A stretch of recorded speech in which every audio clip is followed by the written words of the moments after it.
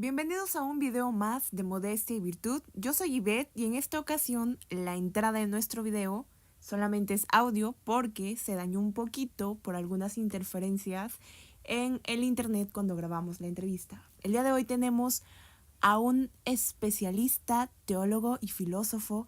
Él es Sergio Pérez Portilla, que nos apoyó para reflexionar acerca de la figura del hombre en la iglesia, la sociedad y la familia. Bienvenidos.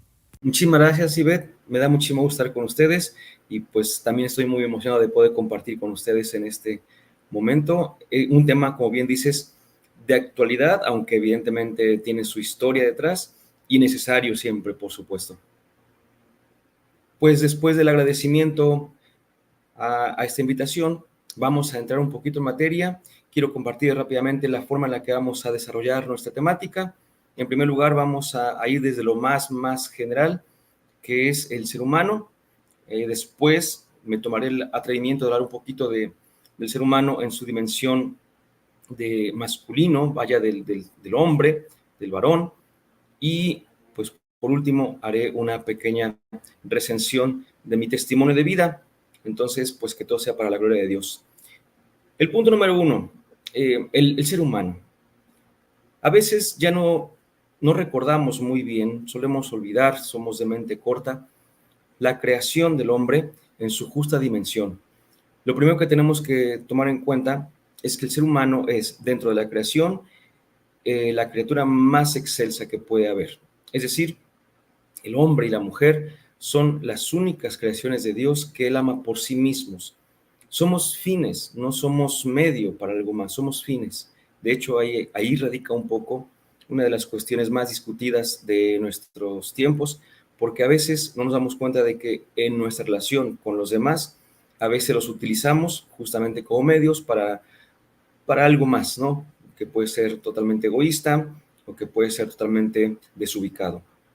Entonces, tenemos que recordar que Dios nos ha creado de una manera muy especial. El ser humano, pues, es la corona de la creación.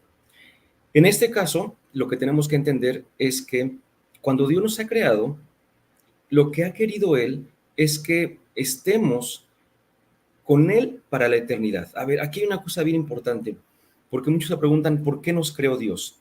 Dios es amor, y el amor necesita forzosamente de tener un lugar a donde llegar, ¿sí? Tiene un lugar del cual nace, pero el amor tiene que llegar a algún sitio, en algún momento, por así decirlo, ¿no?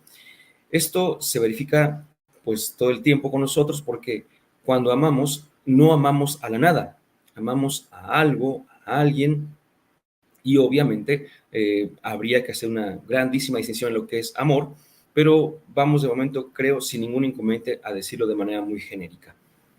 Dios, entonces, es amor y como amor requiere amar.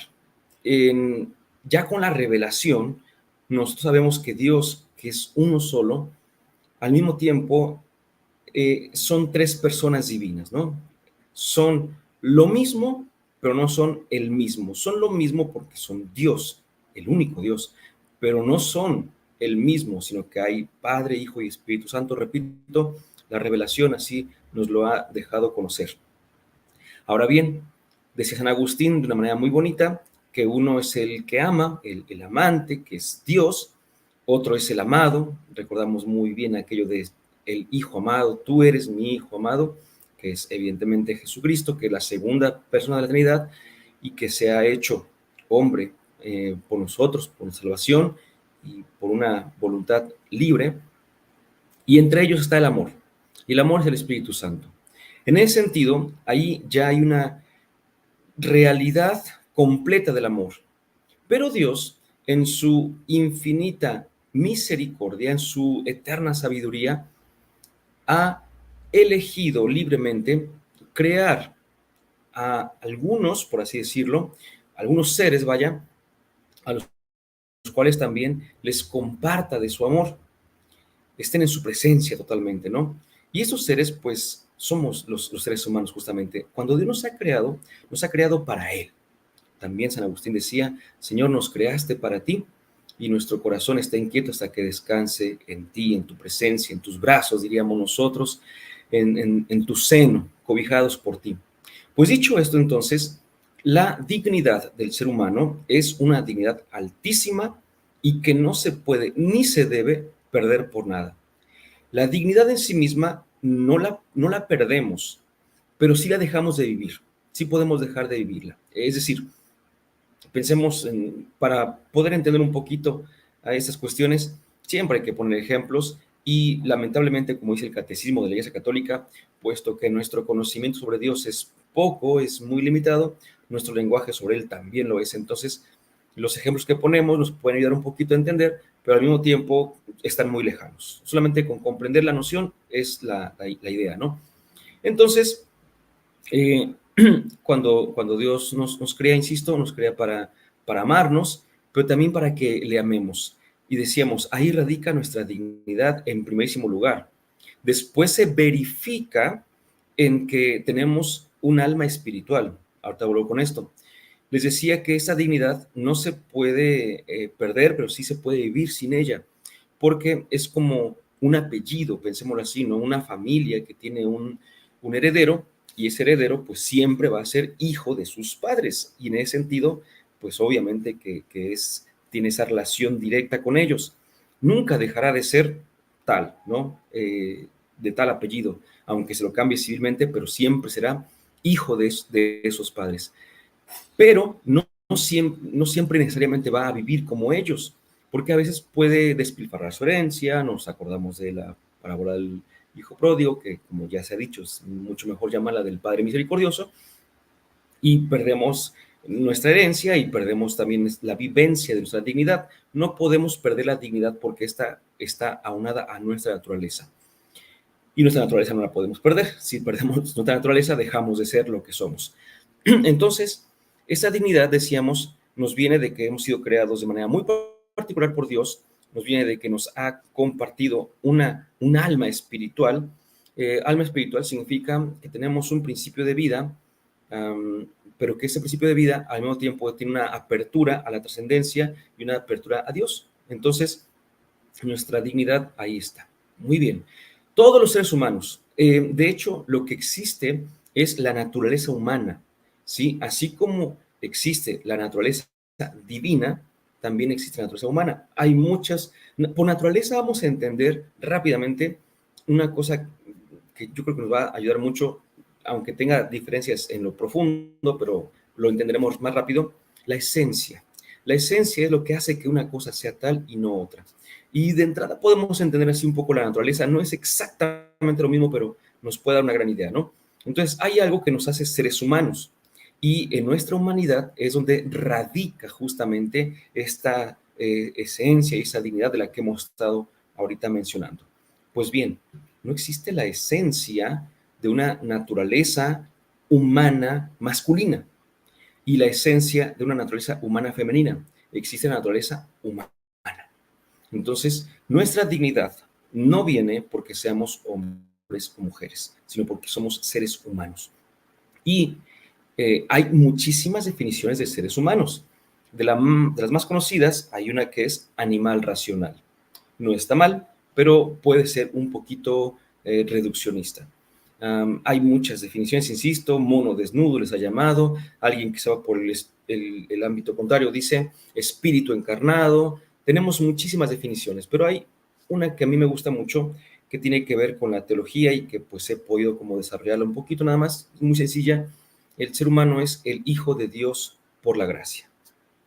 Eh, Porque hijo de Dios por naturaleza solamente Jesucristo. Lo decimos en el credo, y creo en Jesucristo, el Hijo único de Dios, el único Hijo de Dios, es el único, pero por naturaleza. En cambio, nosotros que también somos hijos de Dios, lo somos por la gracia. Hemos sido creados, no como hijos, pero hemos adquirido el rango de hijos. Nuestra dignidad humana se ve todavía más ennoblecida por la gracia que nos rescata y que nos lleva a ser, por adopción, hijos de Dios. Bueno, y eso depende nada más de que seamos seres humanos, de nada más, ¿no? No hay, como solemos decir, no hay mérito nuestro que nos vaya a poder comprar la filiación divina, en absoluto. por eso se llama gracia. Es mérito de Jesucristo, ¿sí? No nuestro. A nosotros nos salió gratis, a Jesucristo evidentemente no. Ahora bien, pero existe una forma concreta de ser en el mundo. A diferencia de Dios mismo y de los seres espirituales, el hombre es un ser espiritual y material. Y esto es impresionante porque en este mundo, en el mundo en el que habitamos, vemos todos los seres materiales que existen, desde las piedras, que son seres materiales inertes, hasta los animales y las plantas, que son seres materiales vivos, pero no espirituales. Y el ser humano, y perdón, antes de que lo diga, y existe otra, dentro de la creación también existen los seres espirituales, no materiales, ¿no? Llamemos y entendamos realmente los ángeles, entre algunos seres que no conozcamos porque no conocemos todos los seres que existen, por supuesto, conocemos lo necesario únicamente para nuestra salvación, pero entonces entendemos que hay una creación, como también lo dice el credo, visible y una invisible. La visible es la material, la invisible es la espiritual. El ser humano tiene un pie y un pie. Un pie en la creación visible, en la materialidad, y un pie en la creación invisible, en la espiritual. Y espiritualmente hablando, no hace falta ninguna distinción propia. Ya somos distintos en ese sentido. Pero materialmente hablando, cuando nos, permítame llamar a esta expresión, historizamos, cuando nosotros nos hacemos concretos, entonces ya ahí sí caben las diferencias. En este modo de ser en el mundo sí caben las diferencias. Y la primera diferencia que vemos es la de hombre y mujer. Ya quedamos que la dignidad del ser humano es inalterable, inalienable, no se puede perder, aunque se pueda vivir sin ella, pero esta dignidad, olvídense de que depende de otra cosa que sea algo totalmente temporal o algo transitorio. La verdad es que ya lo dijimos, pues, punto número uno. Punto número dos, vamos a la concreción entonces en el tiempo del ser humano. Decíamos, podemos ser hombres o mujeres. Esto tendría un grado, una idea, una propuesta muy bonita. Sin embargo, fíjense qué interesante, la forma en la que se nos ha presentado nos ha puesto en contradicción. Somos opuestos, pero somos complementarios. Pero ahorita voy a explicar una cosa con esta palabra de complementariedad. Somos opuestos, pero complementarios, pero tomemos esto en cuenta. Esto no significa que seamos rivales. Entonces, no hay rivalidad entre hombre y mujer, es una cuestión inventada. ¿Sí? Nosotros somos opuestos, primero porque no somos iguales. La oposición no es necesariamente contradicción. La oposición tiene la característica de la diferencia, algo opuesto desde la filosofía y propiamente desde la lógica. Lo opuesto puede ser opuesto, permítame decirlo así, por cantidad, por cualidad o por ambas. Por cantidad, si yo digo, por ejemplo, todos los gatos maullan, algo opuesto en filosofía y lógica es algunos gatos maullan. Y alguien puede decir, pero no es lo mismo, no es lo mismo, pero todos los gatos maullan, también algunos. Bueno, eso de momento no es verdadero o falso, no nos compete decirlo, solo queremos poner el ejemplo de que existe oposición de cantidad, existe oposición de cualidad. Todos los gatos maullan, ningún gato maulla. Ya, la primera es afirmativa, la segunda negativa, hay oposición de cualidad, o puede haber de ambas, ¿no? En este caso, entonces hay contrarias, subcontrarias, contradictorias, permítame usar esas palabras que se usan en lógica, insisto, dentro de la filosofía. Entonces la oposición es múltiple, a eso me refiero. Por eso cuando decimos que el ser humano, en cuanto hombre o mujer, son opuestos, no significa que sean rivales, sino que hay alguna distinción, alguna diferencia. No es lo mismo entonces ser hombre que ser mujer. Vaya, es que de verdad que hemos llegado a los tiempos en los que es necesario decirlo. Segundo, decíamos que aunque son opuestos, son complementarios. Sin embargo, hay que explicar esta complementariedad, porque algunos la toman como que si eres complementario, estás incompleto. No. Tú ya estás completo. Tú ya estás completo. Hay un ejemplo muy, muy fácil de entender, creo yo, y con ese vamos a verlo sencillamente. Fíjense, existe dentro de los mitos griegos, si ustedes llegan a leer el banquete de Platón, ahí se menciona, existe el mito del andrógino. El andrógino era un ser que en primer lugar estaban unidos, andrógino significa que es hombre y es mujer al mismo tiempo, que estaban unidos, hombre y mujer, pero que en un momento se separaron y entonces de uno, fíjate, se hacen dos y estos dos andan por el mundo buscándose y después vienen otras leyendas porque son eso y son errores, no van con nuestra fe, de que el hilo rojo, no sé qué tantas cosas, olvídense de eso, olvídense de eso. Somos diferentes, no hemos sido despegados de nadie, pero el andrógino entonces se separa y ya ahora es mitad y mitad, y entonces andan buscándose y pues van a ser felices justamente cuando se vuelvan a encontrar. Eso no creemos en eso, y de hecho, fíjate cómo, y a esto quería llegar, cómo según esa propuesta de uno se hacen dos, y no es así. Nosotros creemos que cuando Dios nos ha creado individuales, completos, pero abiertos al otro. Todo nuestro ser grita, clama por el encuentro con el otro. Nuestro ser, y aquí digo algo que no había comentado antes, tiene varias dimensiones. Está la dimensión física, biológica, que es la primera que notamos. Está la dimensión psicológica, que incluye el raciocinio, el intelecto y también las emociones, por supuesto, lo afectivo. Está la dimensión social, la dimensión que nos lleva justamente a encontrarnos con los demás. Y está la dimensión también espiritual o trascendente. Entonces, una persona tiene que ver estas cuatro dimensiones para poder entenderse como persona. ¿Qué es lo que pasa? Que tiene que haber una cierta coherencia entre estas cuatro realidades para poder entendernos a nosotros mismos. Pero cuando alguna de esas dimensiones no está muy bien certeramente fundada, entonces vienen varias complicaciones con nosotros.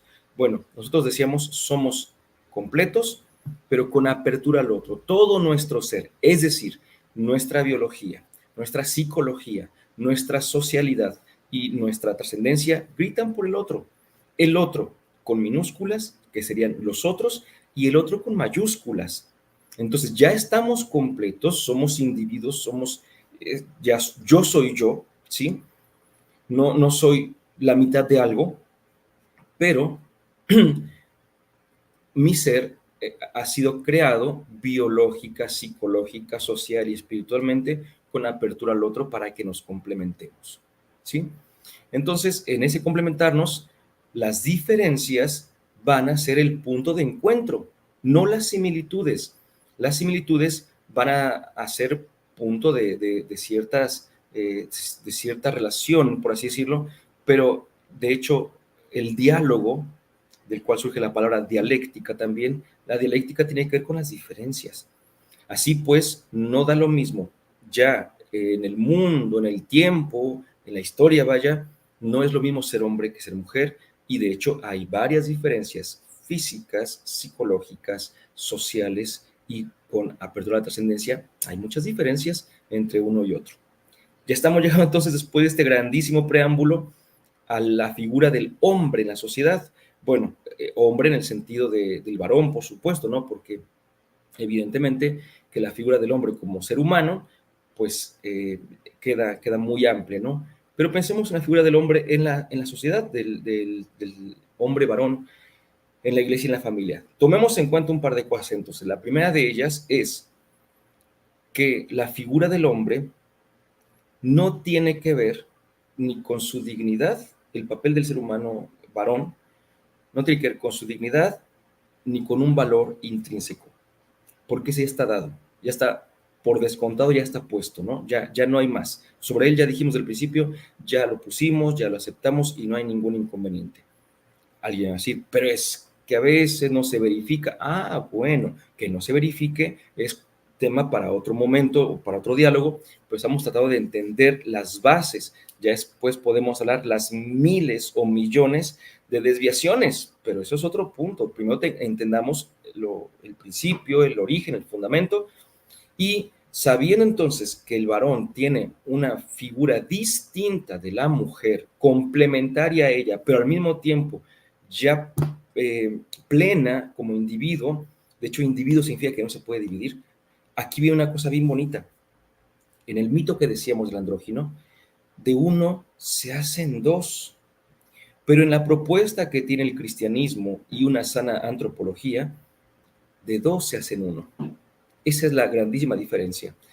No es que uno se divida, no es que andemos buscando a tu otra mitad, ¿no? Como se suele decir, a tu media naranja. No, sino que uno y otro se suman y de dos se hacen uno. Es una nueva realidad, pero no al sentido de la personita humana, sino al sentido de una persona más amplia, de una relación, por ejemplo, que podríamos ir ya familiar, porque surge una familia nueva, por ejemplo, por poner un caso muy sencillo, que es de los 3 puntos, sociedad, iglesia y familia.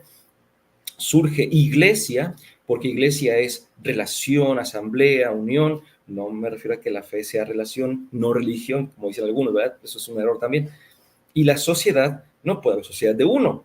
La sociedad tiene que ser forzosamente un conjunto de individuos o personas. Si el ser humano no existiera en cuanto varón, habría todavía seres humanos mujeres, podría haber una cierta sociedad, podría haber una cierta iglesia. Voy a poner un caso sencillo, ¿no? Ya ven que se escucha que en algunos pueblos los varones se van a trabajar a otro lugar. Pensemos, incluso por ahí a lo mejor estoy ya inventando, pero a ver si después, no lo voy a decir, nada más voy a mencionarlo, la famosa playa esta de Isla Mujeres, a ver si después se puede verificar eso también, por ahí a lo mejor en los comentarios o no sé. Pero bueno, a lo que voy es lo siguiente, algunos pueblos, los hombres van a trabajar y quedan solamente las mujeres. Entonces, las mujeres, mientras los varones no están, estoy inventando el caso, por supuesto, se constituyen como sociedad, uno puede decir, sí, son sociedad. Las mujeres sin varones podrían hacer algo así como una iglesia, y uno diría, sí, por supuesto, son iglesia también, ¿no? Las mujeres podrían ser familia y diríamos, no plenamente. Ahí es una de las realidades en las cuales se verifica más justamente la necesidad de la contraparte, ¿sí?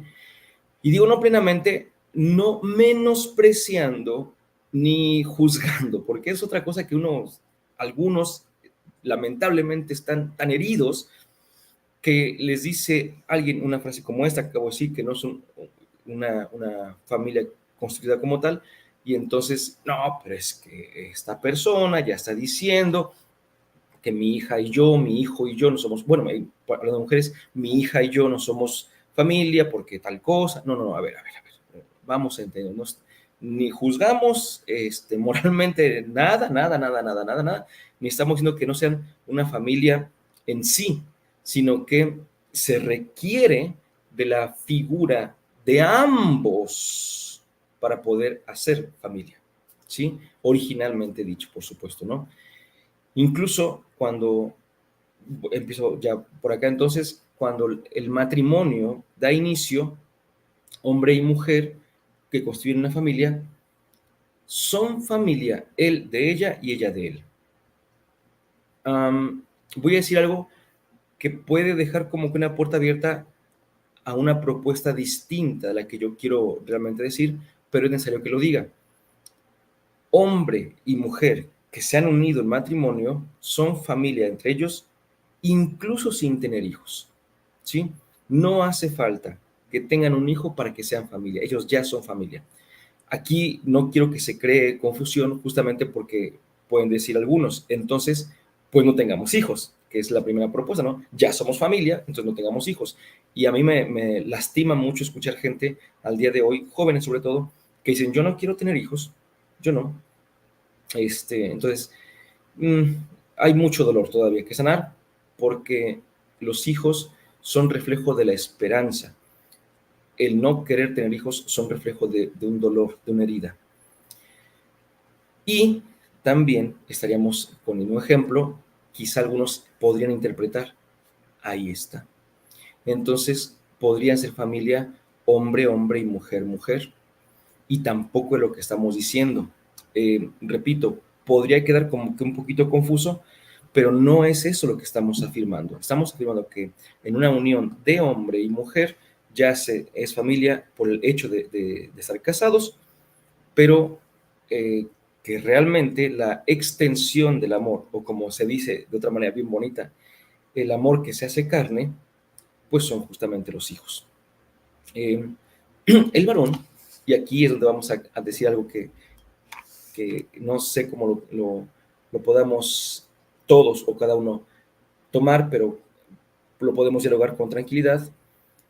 El papel del varón en la sociedad es justamente el papel fundamental en el sentido de que se encuentra en el fundamento, se requiere en el fundamento para hacer sociedad. No hay papel en el sentido más estricto de decir, su papel es el de ser, por ejemplo, el que lleva el sustento. Su papel es el que debe tener la voz fuerte, la última decisión y todo ese tipo de cosas. Momento, a ver, vamos por partes.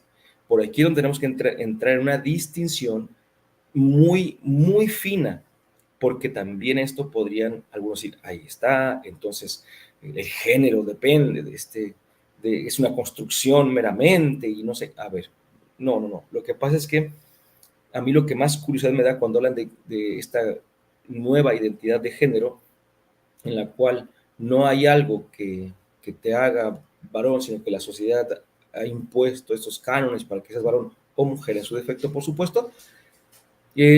No, es decir, a la base tienen una expresión que es cierta, pero la están usando mal. Es decir, a un varón, un, eh, lo hemos dicho varias veces, una cosa es el ser y otra cosa es el actuar, ¿sí? Entonces, a un varón lo hace varón su ser, no su actuar. A una mujer la hace mujer su ser, no su actuar. Por eso es que puede haber algunas cosas que no definan a un varón como varón ni a una mujer como mujer, pero hay cosas que los definen como tal. Entonces, esa es la gran diferencia. Si yo digo, mira, ahí va alguien que canta, ¿es varón o mujer? No, no es algo que los defina como tal. Mira, ahí va alguien que trabaja, ahí va alguien que tiene un hijo, ahí va alguien que, que ha perdido la esperanza, ¿no? No, ahí va alguien con mucha sensibilidad.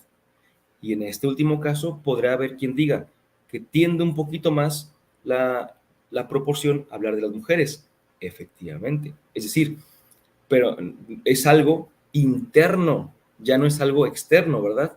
Ahí va alguien que tiene mucha fuerza física. La proporción, el porcentaje ya nos inclina a algún lugar. Aunque no define, puede llevarnos a aventurar una identidad, ¿sí? Pero no define. Entonces, en ese sentido, tienen razón de que hay cosas que por la cultura se han cargado con el varón o con la mujer, pero no los definen. Entonces, sobre eso no tenemos inconveniente. Lo que tenemos inconveniente, por así decirlo, es que no hay nada que nos defina. Y por supuesto que lo hay. Por supuesto que lo hay. En primer lugar, desde la misma genética hay diferencia, desde la misma biología general, genética, desde los cromosomas, vaya, la biología anatómicamente hablando, hay diferencia, no podemos negarnos a eso, no podemos irlo. Y no estamos siendo ni cayendo en el famoso biologismo o biologicismo, como algunos dicen, no, es que tú eres biologista y por eso crees que todo se reduce. No se reduce, pero sí se expresa a través de, entonces ahí está.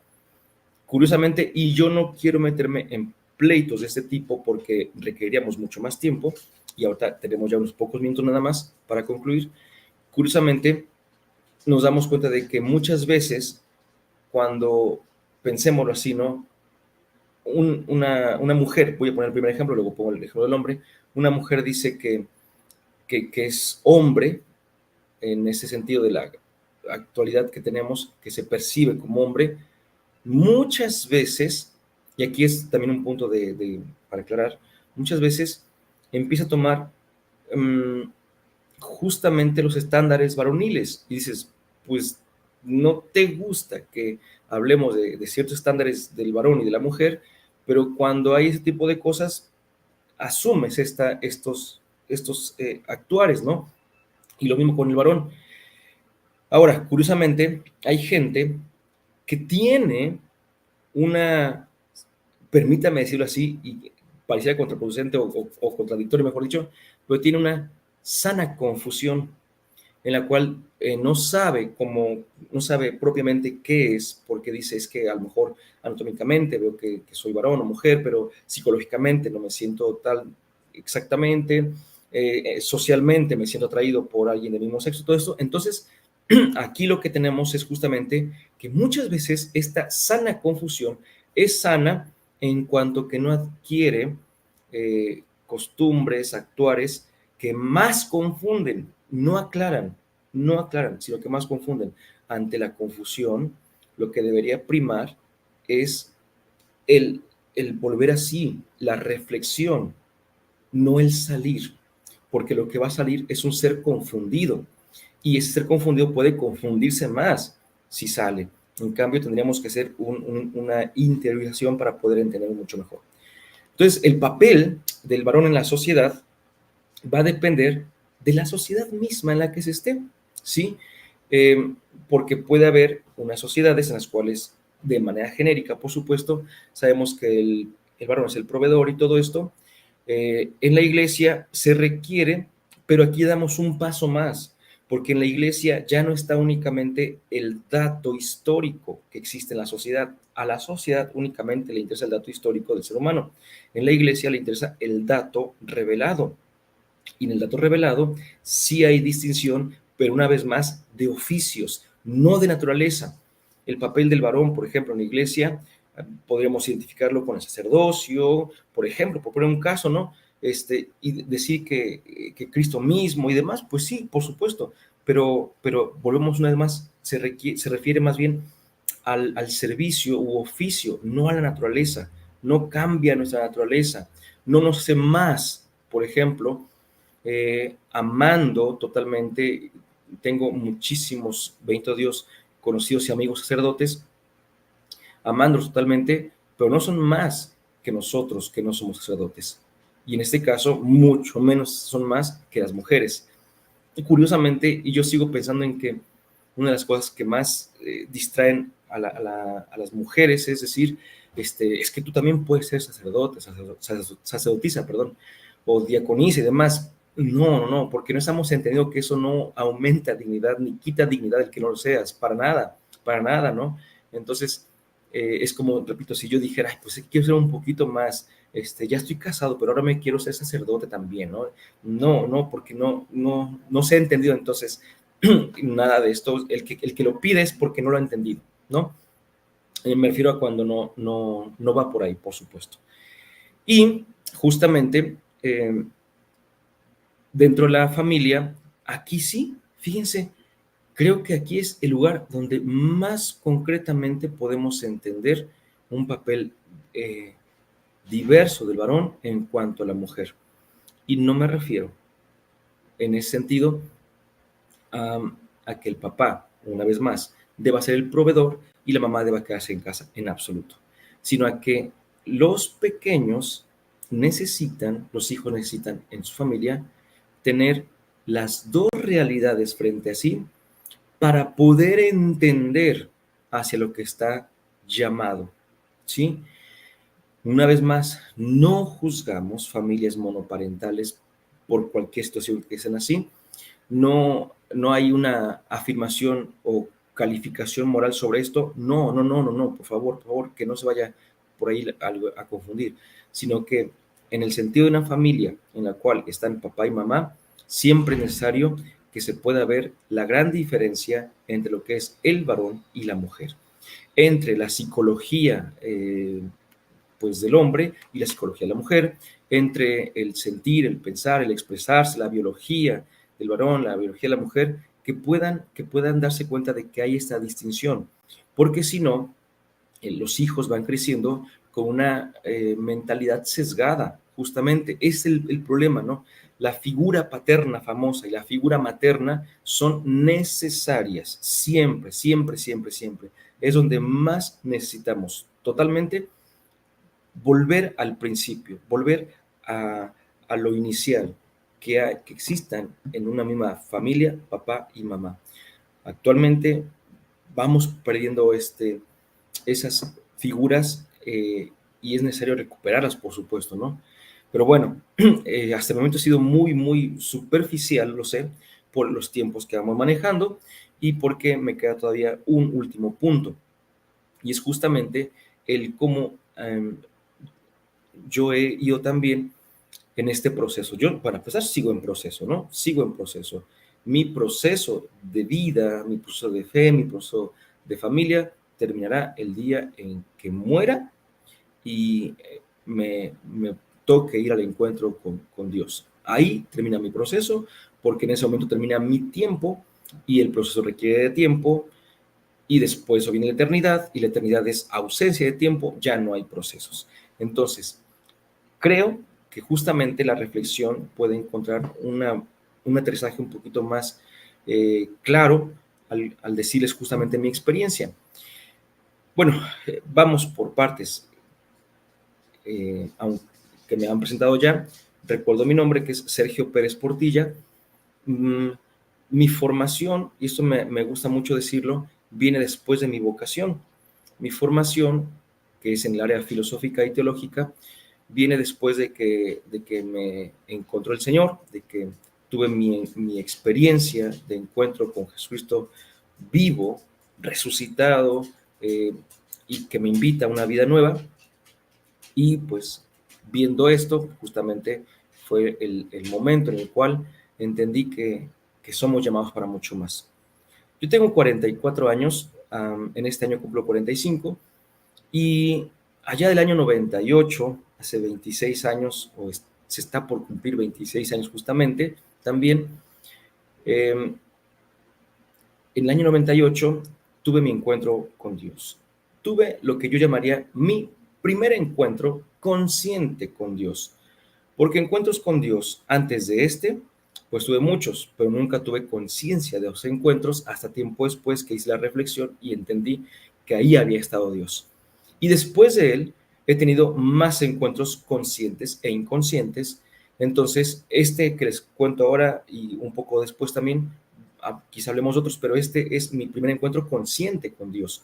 Después, insisto, tuve otros encuentros, ya también otros más conscientes, 2, 3, 4, no, eso no tengo en cuenta, y otros de manera también inconsciente, es decir, que sin darme cuenta también ahí está el Señor. Yo pertenecía a un grupo juvenil, porque era joven en aquel entonces, por supuesto, ahorita ya soy adulto, no soy joven de corazón, soy adulto también y espero ser adulto de corazón, porque ya es necesario madurar, y si no maduramos, entonces no actuamos según lo que somos, sino lo que quisiéramos, no quisiéramos, sino lo que añoramos ser. Entonces, jóvenes de corazón, también maduremos para que seamos adultos de corazón, para que seamos testigos adultos de corazón. Bueno, dicho esto, entonces yo tenía aproximadamente 19 años cuando, pues, insisto, me encontré con el Señor. Yo voy a ser muy, muy concretito, ¿no? Yo tenía en aquel entonces una vida que podría ser muy, muy sencilla, muy simple. Estaba estudiando en la universidad, tenía pues un grupo de amigos, había por ahí una persona que me gustaba y que yo andaba quizá como que intentando algo con ella, y mis papás hasta el día de hoy, gracias a Dios, estaban conmigo, vaya, vivíamos en mi casa, mis hermanos también, vivíamos juntos. Entonces pues mi vida era bastante tranquila, ¿no? Apacible en ese sentido. Y siempre suelo decir lo siguiente, yo digo, eh, si el 20, después veremos exactamente la fecha, ¿no? Pero a mí me gusta mucho decir 20 de noviembre, el 21, pero si el 20 de noviembre del 98, a mí por la mañana me hubieran preguntado, Sergio, ¿tú eres feliz? Indudablemente yo habría dicho, sí, soy feliz.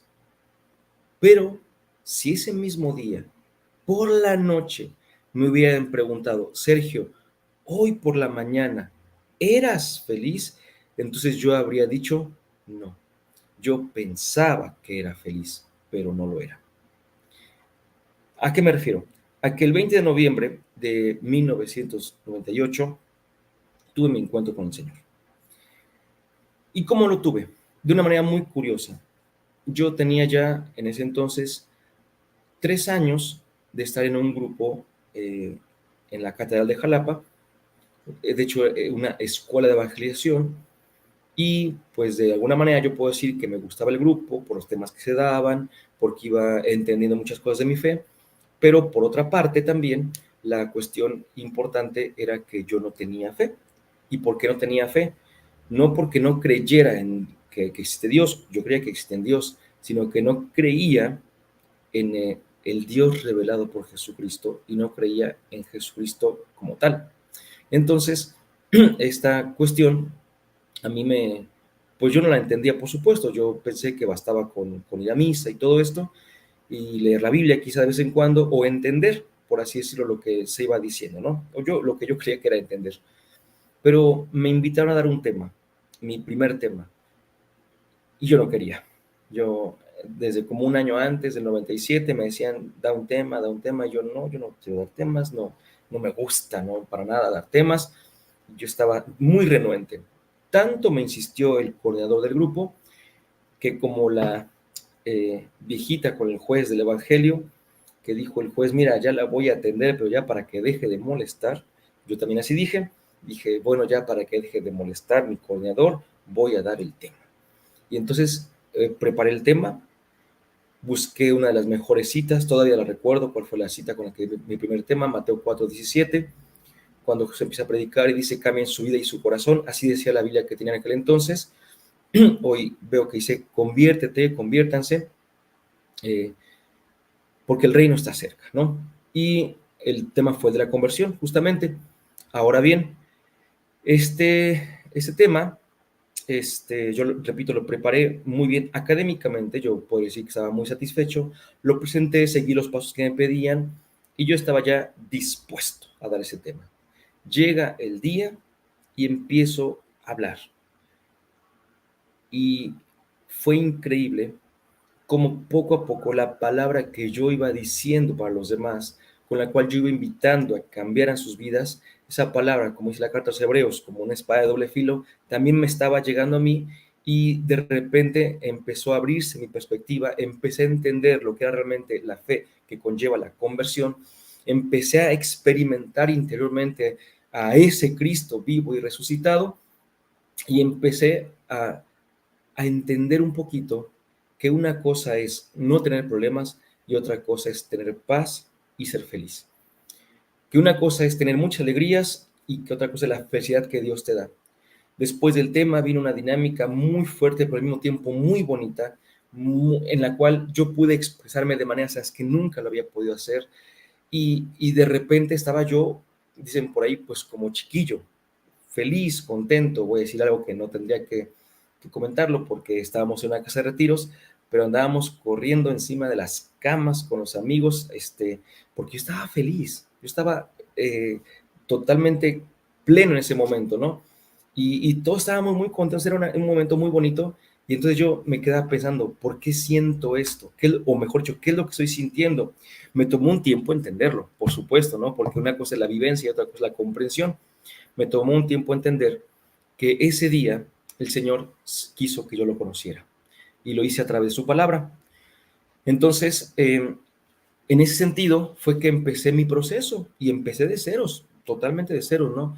Aunque llevaba yo años en el grupo, aunque tenía yo de toda la vida una formación católica, aunque ya había leído la Biblia un poco, pues empecé de ceros, porque una cosa es el prejuicio que uno tiene y otra cosa es el verdadero Dios que uno encuentra. Y entonces, pues empezó ahí un momento de conversión que hasta el día de hoy sigue este proceso con algunos saltos, con algunas bajadas muy fuertes. A veces solemos decir cuando evangelizamos que el proceso de conversión va para arriba y para abajo y que a veces caemos más bajo de cuando empezamos y es increíble. Uno dice, ¿cómo puedes caer más bajo? Se supone que no puedes más. Claro que se puede más, claro que se puede más, ¿no? Pero también hemos subido muchísimo. Y pues en este proceso de conversión, ahorita ya me voy a saltar mucho de mi vida, por supuesto, pues he entendido un poquito mi papel porque al día de hoy estoy casado, tengo 2 hermosísimos hijos, preciosos, con mi esposa que se llama Olivia Irianitzi, y ahí es donde voy entendiendo justamente el ser varón, ¿no? En nuestra relación. A mí me encanta mucho cuando veo a mis hijos que van aprendiendo, sobre todo Santi, que ya tiene 2 años y 8 meses, y me gusta mucho, 9 meses, perdón, 2 años y 9 meses los acaba de cumplir, y me gusta mucho porque él va aprendiendo mucho de mí, no, también su mamá, por supuesto, ¿no? Pero me refiero a que va aprendiendo mucho de mí, pero no en un sentido histórico, es decir, o sociocultural al día de hoy, sino que yo lo he visto, por ejemplo, como limpia, por ejemplo, ¿no? Por poner un caso, como barre o como intenta hacerlo, porque me va viendo. Mi papel no es el de enseñarlo a hacer un, perdón la expresión, no me gusta, pero se tiene que usar a veces, ¿no? Como un machista, ¿no? Sino que vea que está permitido amar, que está permitido servir, que está permitido escuchar, que está permitido enojarse a veces, por supuesto, que está permitido estar triste, que está permitido llorar, que está permitido ser feliz también y que está permitido también tomar decisiones, ¿no? Entonces, en ese sentido, su mamá y yo estamos intentando que aprenda y lo que a mí me falla por ser varón, mi esposa lo compensa con su ser mujer y lo que a mi esposa por ser mujer le puede faltar, lo debo compensar yo también, enseñándole a Santi y también a nuestra pequeña Paulita, que pues apenas ella sí va justamente por los 7 meses, entonces a punto de cumplir los 8 y pues ahí andamos, ¿no? Parte de mi testimonio, parte de todo esto y de momento le dejamos aquí para que de este primer momento, si hay un momento de preguntas y respuestas, lo tenemos ahorita, pero si no, pues aquí llegamos. Les agradezco mucho por la atención y aunque ha sido un poco extenso, un poquito más de lo que se me pudo permitir, pues yo he querido tomar hasta este momento. Muchas gracias. Pregunta que quiero hacerle es como desde su persona, ¿qué es lo más complicado de ser hombre? O sea, obviamente en estos tiempos le tocó nacer, no, o sea, no en el medievo ni así, pero quiero saber como ¿qué le parece que es como la parte en la que a lo mejor de pronto como que las mujeres pudiéramos ser un poco más compasivas, más caritativas? O sea, lo digo mucho hablando de como desde esta ideología muy feminista que está como muy implantada en nuestro... De hoy es como usted desde ser hombre, ¿qué nos diría a nosotras como mujeres y cuál es como que la parte que considera como más complicada de ser hombre en este tiempo? Sobre decirles algo a las mujeres, lo primero que yo quisiera es que se conozcan, porque uno no ama lo que no conoce. Conocerse a la mujer le va a llevar a amarse más profundamente porque en el conocimiento de sí mismas encontrarán lo valioso que es ser mujer, lo importante que es ser mujer. Y alguien podría decir, pues es justamente como ya nos conocimos y nos valoramos ya, por eso es que estamos exigiendo tales cosas. No, el hecho mismo de que a veces exijan ciertas igualdades, ciertas cosas que sean equitativas, tenemos que recordar que no todo necesariamente para ser justo tiene que ser igualitario o equitativo. La justicia no radica en que recibamos exactamente lo mismo, sino en que recibamos aquello que a cada uno de nosotros nos hace falta. Entonces, conózcanse y verán que hay un tesoro increíble en ustedes porque tienen formas de expresión. Usaste bien la palabra, ¿no? A veces usaste compasiva, misericordiosa y demás, y de inmediato pensé en mi esposa, por supuesto, porque en este ser distintos, a veces con las personas ha habido algo, ¿no? Que quizá a mí me puede molestar, ¿no? No sé, lo que sea, lo que yo considero como una injusticia, podría ser incluso, ¿no? Incluso, perdón. Y de repente yo me molesto y es mi esposa siempre la que me dice, dale tiempo, dale chance, porque a veces uno se enoja a lo mejor con los alumnos también, ¿verdad? Dice, bueno, no es que, ojo, una cosa es la molestia y otra cosa es, o el enojo en ese sentido, y otra cosa es ir contra ellos, por supuesto, ¿no? Pero me ha tocado que de repente digo, no, pues mañana tenemos examen, o la semana que entra tenemos examen.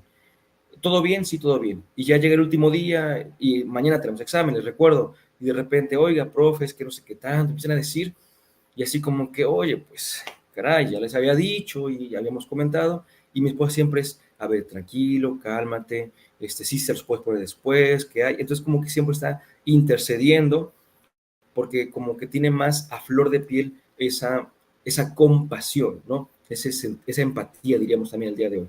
Entonces la mujer tiene en su ser mujer una riqueza que ningún hombre puede alcanzar, que ya quisiéramos a veces alcanzarla, pero si nosotros pensamos o nos vamos por cosas externas en las cuales dicen es que, ya saben, ¿no? La disparidad supuesta en algunos los trabajos y demás, híjole, pues a mí me ha tocado ver de las dos cosas, ¿no? Me ha tocado ver que hay gente que se aprovecha de las mujeres en los trabajos y mujeres que se aprovechan de ser mujer en los trabajos, ¿no?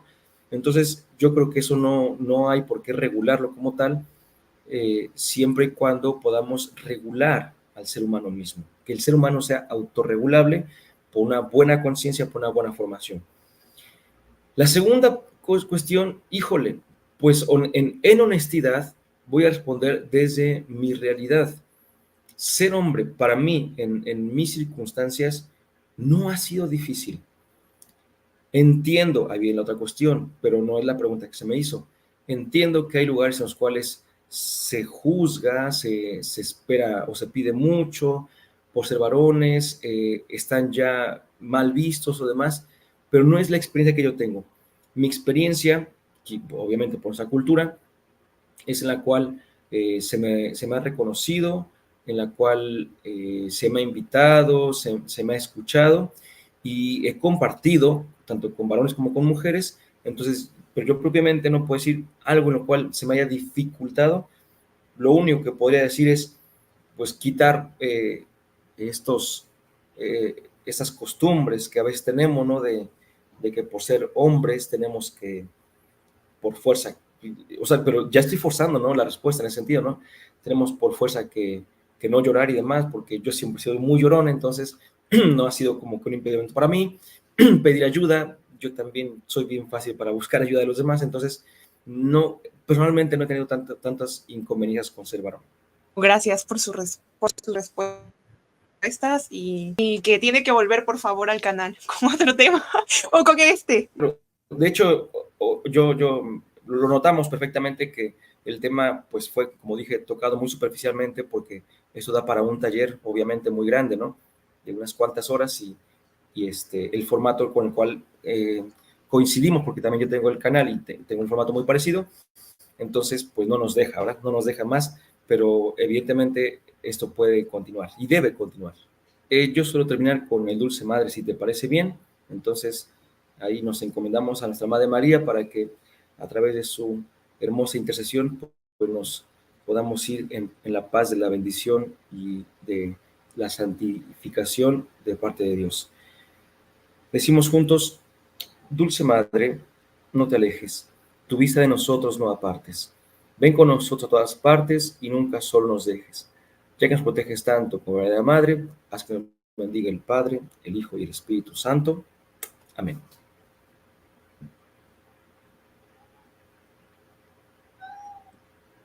Gracias, qué gusto haberlo tenido en el canal. No, a mí también me dio mucho gusto y estoy muy contento. Espero que haya quedado bien grabado y todo esto. Y si no, podemos volver otro día con el mismo tema para retomarlo o con otro tema diferente.